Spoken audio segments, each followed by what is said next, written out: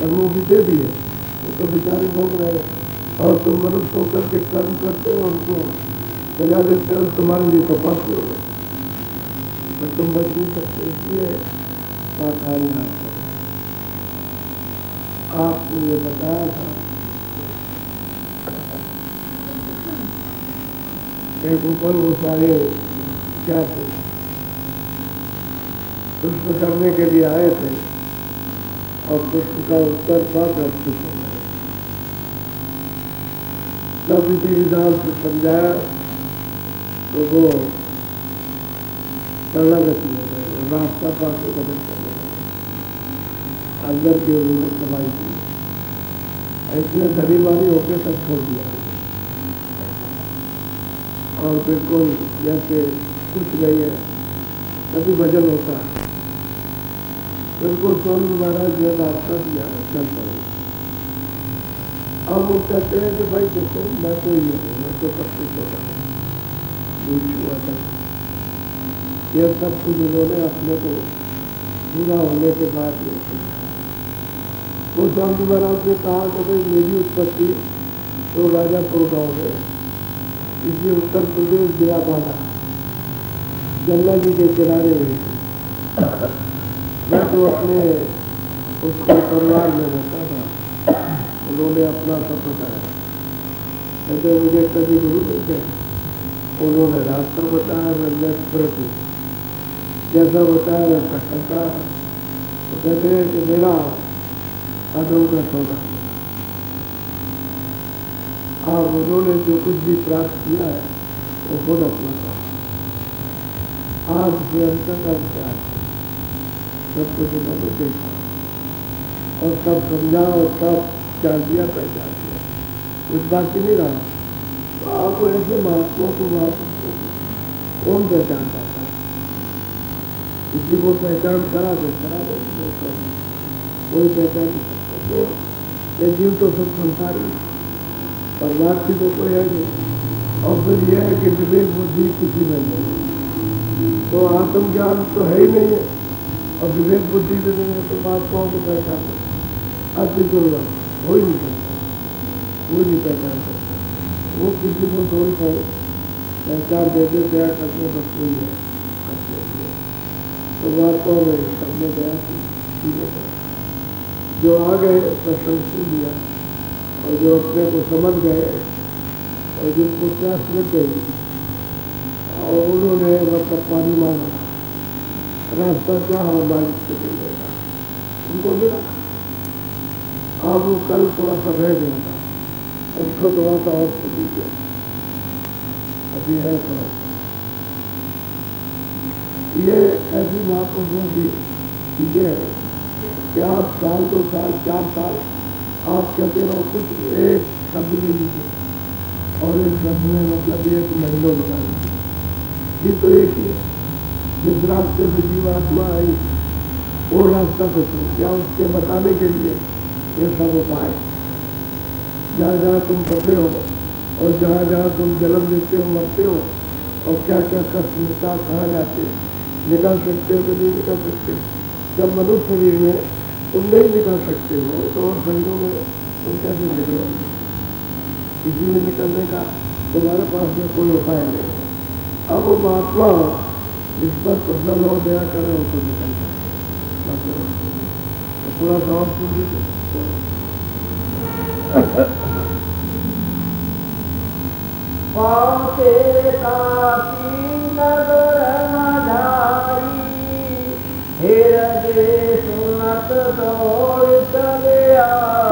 काशी के बीच में पहुंचे, इन्होंने सूचना दी और दौड़ के चला, जैसे सुना वैसे ही भागा।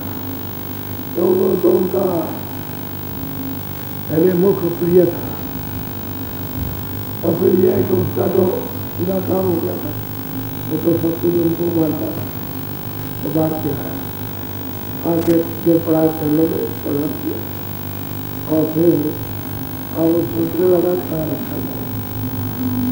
तो विधि विधान के साथ में मतलब उनके तैरने बैठने का और जल्दी जल्दी कुछ बना था, 2 दिन 4 दिन लगे होंगे, और उसमें हम पड़ा अपने आप बता रहे हैं, बोलो। आए चरण लीन परसादी, विध विध रहन कोटि की साथ।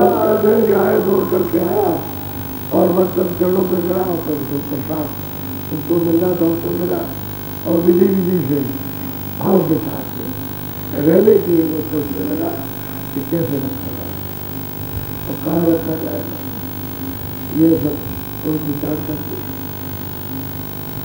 यत्न कर देना। बोलो। कोटि बनाई की नया स्थाना, काशी में हम रहे।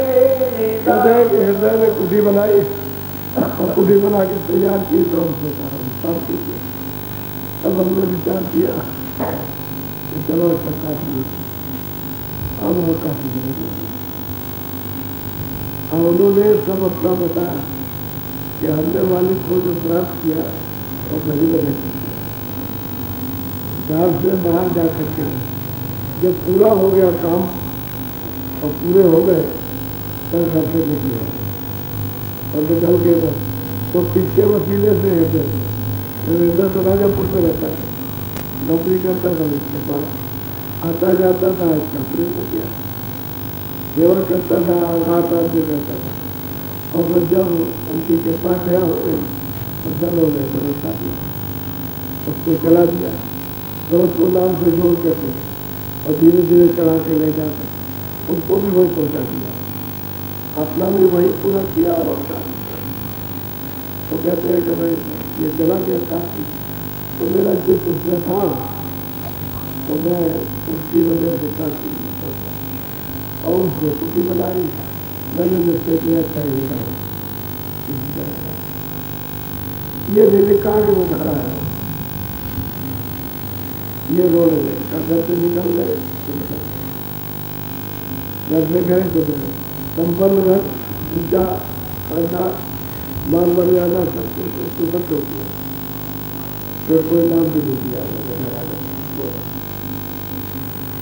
गंगा ने कट कुटी जातीना, हृदय ने सयारे लो।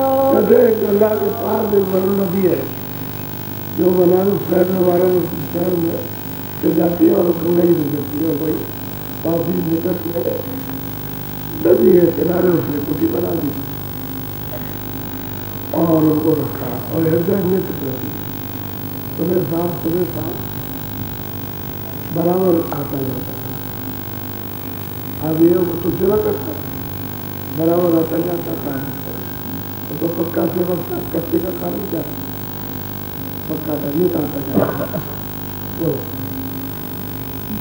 सत्संग पीना, हम पुण्य वस्तु अगम की दीना। महाराज कहते हैं कि यह सत्संग यह सुनता था, अब वो बात आई सामने, ये सत्संग सुनता था, सत्संग का बल, सत्संग का असर, सत्संग की बात, ये सब कुछ मतलब ये कहते थे बिल्कुल एकदम से ढल गया। तो हमने इस हृदय को पहले आगम वस्तु दे दी, मैंने उसको पहुंचा दिया। कहते आगम अपना घर जहाँ से एक जीवात्मा सत्य से सत्यों से आगम होता है, इन्होंने साफ कहा गया आगम वस्तु। इसमें तो सत्संग तो सबको जानकारी होगी, जो बाहर से आएगा उसको भी जानकारी, जो वहाँ सब लगते रहते उसको देखो अकारण जानकारी। अरे मतलब ये है कि कितनी जानकारी कि जवान छोटे छोटे बच्चों के जवान पर जो कुल झगड़ारी जस बाती, जस जस भया दिवस और रात। कहते जैसा जैसा काफी वालों ने झगड़ा किया, जिस तरह से विरोध किया है बच्चे जैन और लोग और हिंदू और पंडित और देश, वो मुसलमान बड़ा कहते हैं कि दिन रात का अगर वर्णन किया जाए तो किताबें बन जाएगी, कितना जगह। कहते हैं हम तुलसीदास जी को मानते हैं कुछ बोलो। साते ग्रंथ गुप्त हम कीना घट रामायण सदनन दी। हमको कहते हैं भाई इससे हमने ये जो ब्रह्मांडों पर एक मालिक को प्राप्त करने का था उसको मैंने गुप्त कर दिया क्योंकि उनकी समझ में चुका है। वो जो अपने ग्रंथों को पढ़ते हो वो नहीं समझते, जो भी वेद शास्त्र है पुराण है उसको पढ़ते हैं वही उनकी समझ में नहीं आता। तो ये जो उनके कलयुग में कैसे समझ आएगा, तो वो कहते हैं हमने गुप्त उसको कर दिया कि किसी को ये दिया नहीं जाएगा।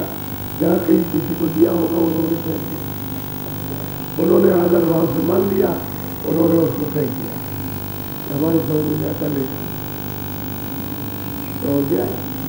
जहाँ कहीं दिया होगा उसको ले आया मतलब गुप्त कर दिया, तो किसी के सामने आने नहीं दिया। जब गुप्त हो गया इसकी अमूलक वस्तु गुप्त हो गई। ये बहुत लोगों को प्राप्त कर लेना था और बहुत पार हो जाते, मालिक के बाद अपने घर में पहुंच जाते, और उन्होंने गुप्त कर दिया। सरल से मिलता है हमारे, और मतलब कभी चार कुछ नहीं काम करे, हट कुछ नहीं काम करता। कलयुग में इसका कोई काम नहीं, हट से कोई काम नहीं है, सरल से प्रेम प्यार से। तो सुगम रास्ता कलयुग में तो कहते सुगम पंथ को पाले प्राणे, सुगम रास्ते से मुझको पाले थे, कठिन रास्ते से नहीं। तो कहते मैंने कल बोलो या पे संतम देखी जगत अजान न जाने। अब वो स्वामी महाराज कहते हैं कि भाई जगत तो अजान है और संतवत का जो रीत है, जो रास्ता है और उसका जो भेद है और उसका ज्ञान है वो तो कोई जानता नहीं। इसलिए जगह अज्ञान जो हो गया, वो स्वामी महाराज कहते हैं ज्ञान नहीं करना नहीं वो अज्ञान, क्योंकि उनको विचारों को मालूम है अपनी चीज को दिया। तो हमने ये सोचा था कि इनके पास जाएगा तो ये पूछने आएगा तो इनका उत्तर पर सुना के और फिर अगर से लगा देगा। तो वहाँ अज्ञान का कहते बालक चाह गया। जब अज्ञान का बालक चाह गया तो कोई पूछने क्या जाएगा, वो तो क्रोध दुश्मन हो गया। तो दुश्मन के पास कोई नहीं जाता। जब दुश्मन ना दिया करेगा उसके पास नहीं जाएगा तो दुश्मन हमारा दुश्मन है, इसलिए नहीं जाते हैं। बस ये झगड़ा हो गया, हमने गुप्त कर दिया। और क्यों हुआ अज्ञान नहीं था। अगर ये पूछने आते तो इनको सुनाई देते, तब तो इनकी समझ में आ ही जाता। उनमें से कुछ नहीं आता। बोलो संबत 16 से 31 रामचरित की पदईसा। कहते हैं कि संबत 16 से 31 था। कहते हैं कि फिर ये मौज हुई कि चलो भाई ये रामचरित मानस नहीं था, इसका कांड बना हुआ है। संबत 16 से 31, संबत 16 से 31, 1589 में जन्म लिया और 1618 में खत्म हुआ। और हम लिखने जा रहे कहते आरंभ कर दिया। यानी रामचरित मानस जो 7 कांड है उसका मैंने आरंभ कर दिया, एक संबंधित। तो अब ये 42 साल के माना इस समय 42 साल हो गए, 21 ये हो गए, 36वां ये और उधर 11 साल में वो 42 साल। और ईश कर्मयोदारी भावा कर्म भाव सब जगह सुना। ईश भाव और जो ईश्वर ने जो विधान बनाया, देखो ब्रह्मा के द्वारा जो दिखवाया वो ईश्वर है। फिर उन्होंने जो ये कर्मों का विचार दिखाया जीव के लिए, तो मैंने दो ही तो बात, ईश भाव और कर्म भाव, ये जग को सुनाया कि इससे तुम निकल नहीं सकते हो। क्यों? तो उसने तो अधिकार कर्मों का आपको पाप उनका दे दिया, अपने हाथ में कुछ नहीं रखा, आपको करते रखा। तो जब आपको दे दिया है, अपने हाथ में नहीं कुछ रखा तो अपना प्रभु को अपना करो अपना करो। तो कहते हैं मैंने दो ही चीज, जीव भाव और कर्म भाव सब जग को सुनाया, लेकिन अब किसी की समझ में क्यों आया? जब वो गया नहीं कोई आदमी उनके पास तो समझ नहीं सकता है, और जाता तो समझ जाता है, अब कोई नहीं गया, उल्टा हो गया। तो फिर मैंने रामायण में सुना।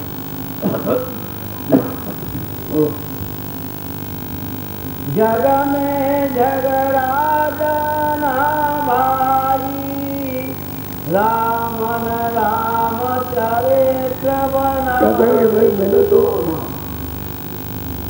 रावण, अब यही है पूर्ण रावण है, पूर्ण राम तो ये राम और वो लंका वाला रावण तो है, ये तो राम और रावण तो ऊपर का है। उसका कहते हैं कि मैंने वर्णन किया, उसने सब वही वर्णन किया, नीचे का कुछ नहीं है। यहाँ तो न राम का है, न दशरथ का, न कैकेयी, न सुमित्रा, न वहाँ रावण, न कुंभकर्ण, न मेघनाथ, सब उन्होंने अंदर का वर्णन किया उस रामायण में। लेकिन अब ये है किसी को पता ही नहीं, पूछ नहीं जाते, तब तो मालूम हो जाता है, तब पूछे तो हो गया। कहते हैं कि मैंने 31 संवत में 1631 में इसको आरम्भ किया। बोलो। पांडित वेक जगत सब जारी, रामायण सुने भये। अब देखिए कहाँ कितना विरोध था कि काशी में जन साधु सन्यासी जहाँ जो जाएगा विरोध। कहते हैं मैंने 31 में 42 साल की अवस्था में जब रामायण लिखी और जब उनको बताई दिया तो कहते हैं कि साफ भेद पंडित और ज्ञानी साधु ये साफ कहते हैं खूब सुखी और खूब बतरे पसंद हुए सबके सब वो रामायण सोचते उन्होंने लिखी था। अब देखिए कितना लोग, और रामायण लिखने के बाद क्योंकि समझ में वो भी नहीं आया और समझ में वो भी नहीं, वो भी घट की रामायण थी, होगी अंदर की रामायण।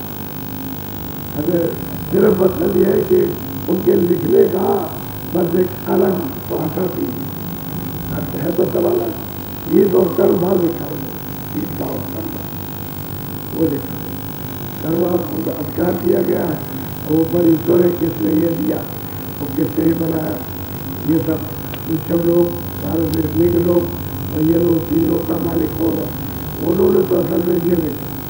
अब ये रामायण जब इनको मिली ये साधुओं को, ब्रह्म पंडितों को देखो, और जब सुने तो कहते हैं एक तरफ से सत्य हो गए साफ, कितना विरोध था। यही काशी के वासी यही कहते हैं कि इस तरह से जान मारने के लिए मार डालो, लाख मुक्का पत्थर हाथ टप्पर जो मिला डंडा पड्डा और सब मतलब यह है कि उन पर चलाते थे। अब ये तो किसी को मालूम नहीं, ये तो किसी को पता नहीं कि भाई ये घटनावान लिखने के बाद कितना, तभी कहते हैं अगर सब झगड़ा कुछ वर्णन किया जाए तो कलम और मतलब सच्चाई नहीं मिलेगी, सिंधी इतने नहीं है, कितना झगड़ा किया और अब तो खाली हो गए, अब दुखी हो गए। अब वो जो दर्द था, जो पीड़ा थी, जो संदेह था, जो भ्रम था, वो अब तो खाली हो गया। बोलो। अंधायां देवी समझावा, घट रामायण गोप्त। अब वो स्वामी महाराज कहते हैं कि जो रामायण हमने लिखी है तो वो किसने सुनाई? अंधों ने। किसको सुनाया? अंधों को सुनाया। अंधों ने रामायण को अंधों को सुनाया, ना उसको को दिखाई देता ना उसको दिखाई। तभी तो कहते हैं गुरु शिष्य, कहते हैं गुरु और शिष्य दोनों ने बधिर कर देखा, एक नहीं सुना, एक नहीं देखा, ना उसने देखा ना वो सुनता है, तो घोर नरक कोई पड़ेगा। उसी रामायण में लिखा है जिसको आप पढ़ते हो लेकिन समझते कुछ नहीं हो। कहते हैं अंधों ने सुनाया, किसको सुनाया? अंधों ने। हमने इसी बीच में रावण को जो रावण को फिर बात ही उसकी जाने कहते हैं इसको बात के चुपचाप रख बोल। अब कांत समय आसाना, देह हत विधि कहूँ अब विधान। देखिए वो स्वामी महाराज कहते हैं भाई मेरा, अब जब उन्होंने रामायण को लिख दिया 31 में, 1631 में लिखा, और कितने दिन रहे उसके बाद रामायण लिखने के बाद, ये संवत 1589 में जन्म, 1589 में जन्म। और कहते हैं कि हमारा जब शरीर छूटा तो कब छूटा वो, संवत 1680 नदी वरुण के तीर। अब कहते हैं संवत 1680 था, 80 था। कहते हैं वहाँ कौन सी नदी थी? वरुण नदी। गंगा जी का किनारा नहीं था, वरुण नदी। थोड़ी सी दूर पर वो गंगा जी में वरुण नदी मिलती है, तो इनका उनकी कुटी थी वरुण नदी के थी। लेकिन अब यह है कि गंगा जी से कोई ज़्यादा दूर नहीं थी, बस इतना ही था। लेकिन वहाँ से थोड़ा हटके तो थी वरुण नदी से। राहुल शुक्ला सतई और तुलसी सतई 1680 में, 1589 में जन्म हुआ और 1680 में शरीर छोड़ा, और 1618 में घटनाएं लिखी, और 1631 में रामचंद्र मानस लिखी, और भी इन्होंने विनय पत्रिका वगैरह लिखी थी इन्होंने उसी समय पर, विनय पत्रिका और भी लिखा है इन्होंने, कई किताबें लिखी। तो विनय मालिक से प्रार्थना करता, उसमें सब वही है, और रो करके प्रार्थना करना सब वही, विनय पत्रिका ही में यही लिखा हुआ। तो अब आप देखिए कि 42 साल की उम्र में लिखा, 80 में शरीर छोड़ा, तो उसको 80 से 42 को घटा दी, 49 वर्ष रहे, 49 वर्ष। और कितने वर्ष की आयु रही? 91 वर्ष। 91 वर्ष में आप 42 वर्ष कहता है 49 वर्ष आता है। और वो लिखते हैं अपनी कलम से कि एक भी आदमी को ये पूछने नहीं आया कि ये रामचरित मानस में क्या लिखा। अब वो कहते हैं कि अंधों ने अंधों को सुनाया, अब इसमें जो लिखा उसका उनको पता ही नहीं लिखा है, और खुद ही अपनी कलम से लिख रहे हैं। और असल में बात ये सही बात यही हो गई कि हम दोनों को अंधों को सुनाया और दोनों ने मनोरंजन बना दिया। और पढ़ा तो उसे कहो मुक्ति कहा, उसे कहो सब कहा, वैकुंठ कहा, ईश्वर कहा, और सब लिखा हुआ था। ईश्वर ने लिखा, ब्रह्म ने लिखा, सब उसने लिखा, लेकिन उसे पूछा जाए तो कुछ पता नहीं। अब एक व्यापार चल गया, अब अंधे अंधों को सुना रहे हो, आप रोजी रोजगार हो गया। अब उसी से झगड़ा हुआ, रोजी रोजगार हमारा खत्म हो जाता तो मतलब पूजा पाठ खत्म हो जाती तो हमारा रोजगार चला जाता, हमारा व्यापार। झगड़ा तो उसी का व्यापार चलेगा तो झगड़ा किसी बात से, झगड़ा तो स्वार्थ का है। बापू सुन झगड़ा क्या तेरी जमीन जायदाद ले रहा है क्या, या तेरा राज ले रहे हैं? अब भाई झगड़ा तो स्वार्थ का है, झगड़ा कोई ज्ञान का नहीं है। झगड़ा मतलब यह है कि अब उनका जब व्यापार चलने लगा तो कोई झगड़ा,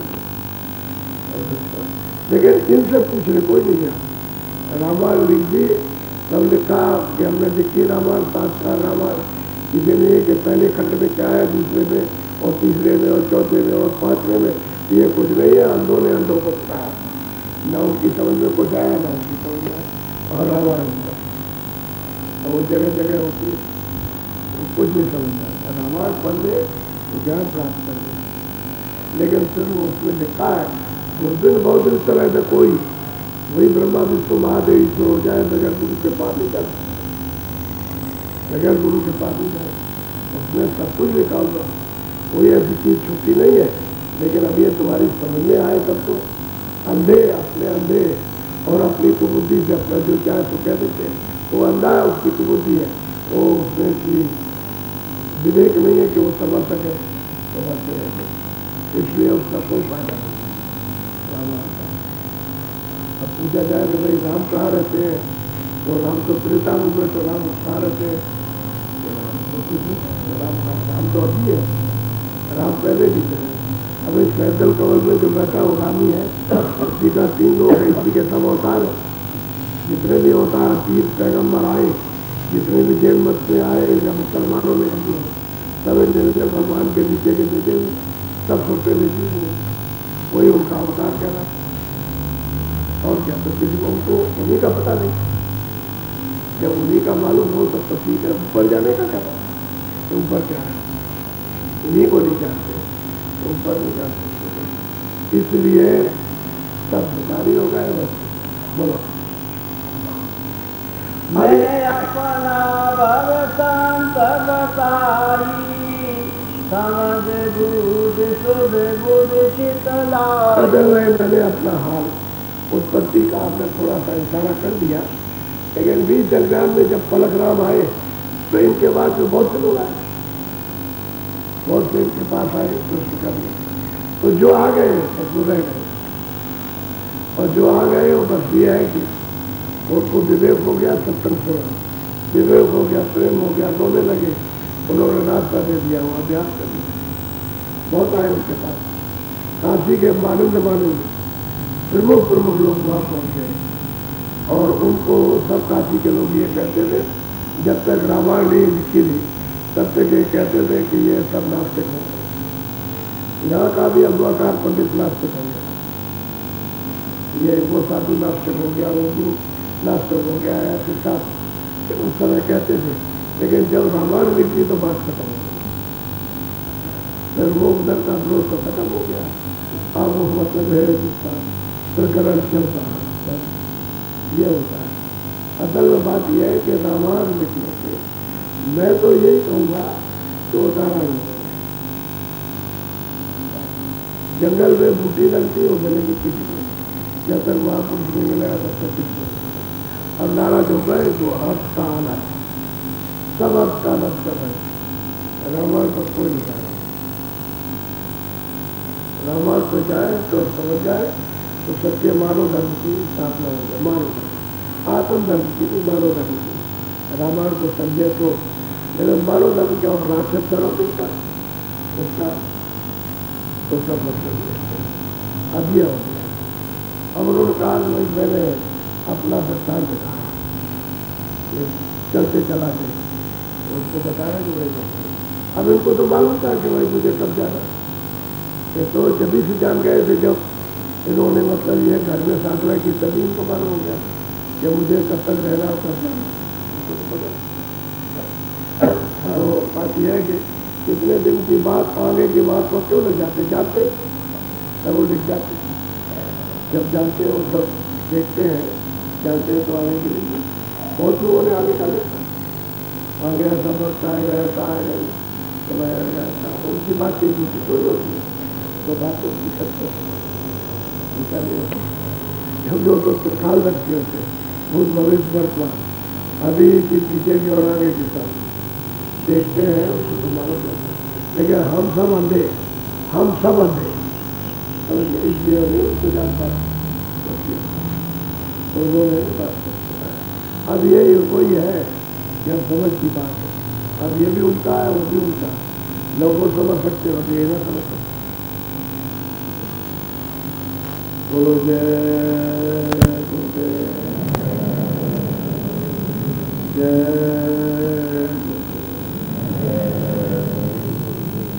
अच्छा,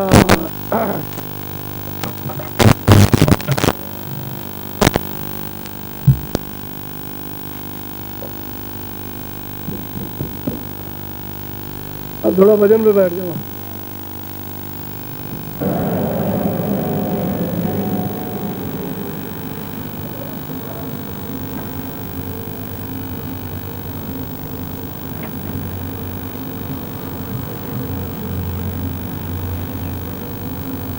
अच्छा, आप कतार में बैठ जाओ।